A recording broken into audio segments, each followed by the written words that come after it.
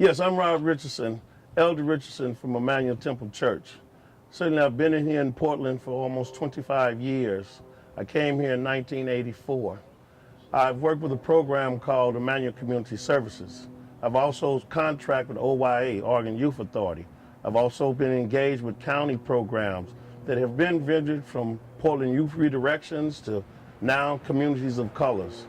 So I've been on the front line of caring and trying to share in the cause of gang violence in this city. Saying in the contents is a lot of times that we have a situation to where these young people are feeling like they feel leftless. I mean, they feel that worth, not that they're not valuable, but they feel that their contribution is worth less. And so what we've got to understand is that it's going to make a contribution of everyone.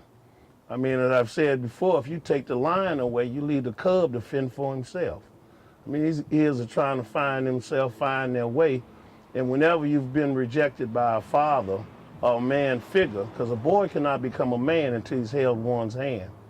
So a lot of the things that we're finding ourselves going through now is just because of we're living through a fatherless generation. Not that the father is so isolated that he's left the country, but he's not in the play. He's not in their life. He's not participating. And if he don't bring a positive message, he automatically brings a negative one. But I do believe that there are a lot of men that are trying to do the best they can to try to father and become stronger, but they're going to have the tools in which to get on the job to do those things. And this violence is you know, we've had a rash of shootings that were just really off the radar screen, to say. And it hurt because it affects us all. Violence is like rain. When it falls on all of us. It affects the church, it affects the community, it affects the city, it affects the county, the governmental agencies. So not that we run for cover without nothing to do or have no IQ of what we should do, but it hurts. You know, you're burying 16-year-olds, 18-year-olds. And yeah, there are occasions that there's never going to be a right, proper age for gun violence in any city.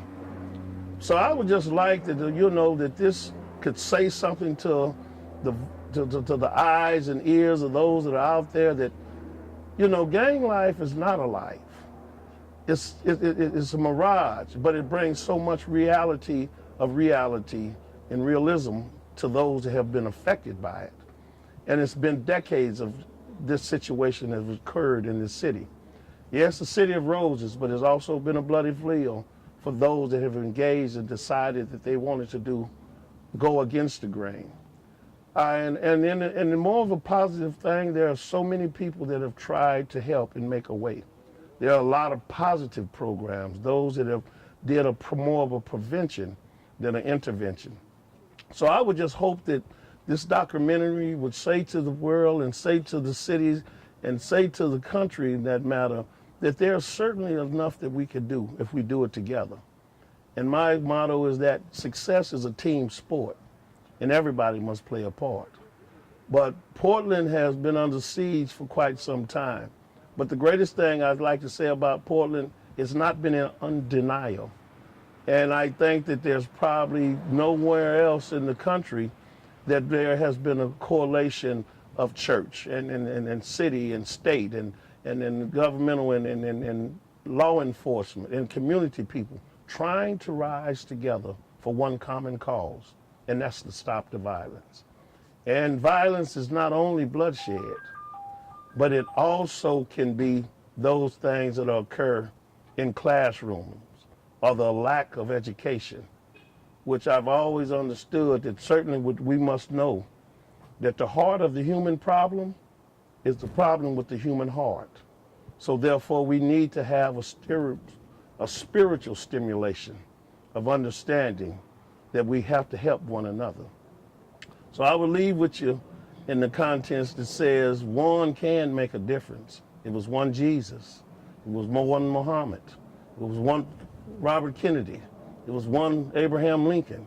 So one can make a great difference. So don't let yourself be fooled by you changing won't have no effect on some more change.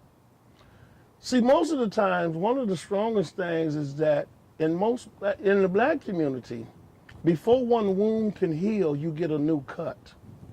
So you always don't get a chance to salivate over good because something else bad happens.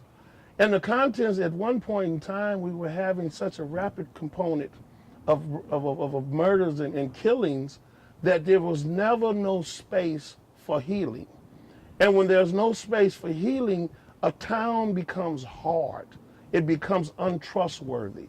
We had a lot of unsolved murders. So therefore, it became thick enough to cut that no one believed in no one else. And so that part of that world, although people were still buying homes and kids were graduating and folks were off to college, there was still a nest that hung over the city, a black cloud that hung over the city of untrust. And those kids that fell into the vacuum of saying, if you're going to get me, I'm going to get you. And that's not about a fight after school no longer, because it was tied to body bags. It was tied to funerals. But I do put it in this perspective, say this here. I think that what desensitizes the lives of others is when the life of you has worth less. And I said in an early statement in the contents, sometimes, not that we have tied things so intentionally that youth are worth less, meaning that the value of being a youth has less potential. Well, it does have less potential if it has a murdering generation tied to it. You know, the Bible alludes to the fact that, like for other folks who want to be spiritual, I'm not talking about being spiritual, I'm talking about relationship. The Bible declares that you must bring up a child in the way that they ought to be brought up. And when they get older, they won't depart. And I'm paraphrasing. But the point I'm trying to draw is that the fact of it is, no kids come with instructions. And so therefore, the offspring of the hands that they fall in, and whether we want to accept it or not, sometime when we try to fix some things, it ain't about adding to it as much as it is about taking from it. Because the demolition of work is better sometimes than the adding to it. So what I'm saying is that our young people, we talk about them walking the straight line. Well, the line has not been drawn.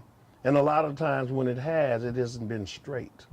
So there are more dysfunctional adults than there are kids. And they fall victim to directions that are offset, that offset a negative lifestyle. And that becomes certainly a situation that we hope that the next adult would have the stamina and the strength that he doesn't use the excuse, well, the kid's going to get something to drink anyway, so I might as well buy it for him. Oh, well, he's going to get a gun anyway, so I might as well sell it to him. Well, I ain't making him do this. So we need stronger adults.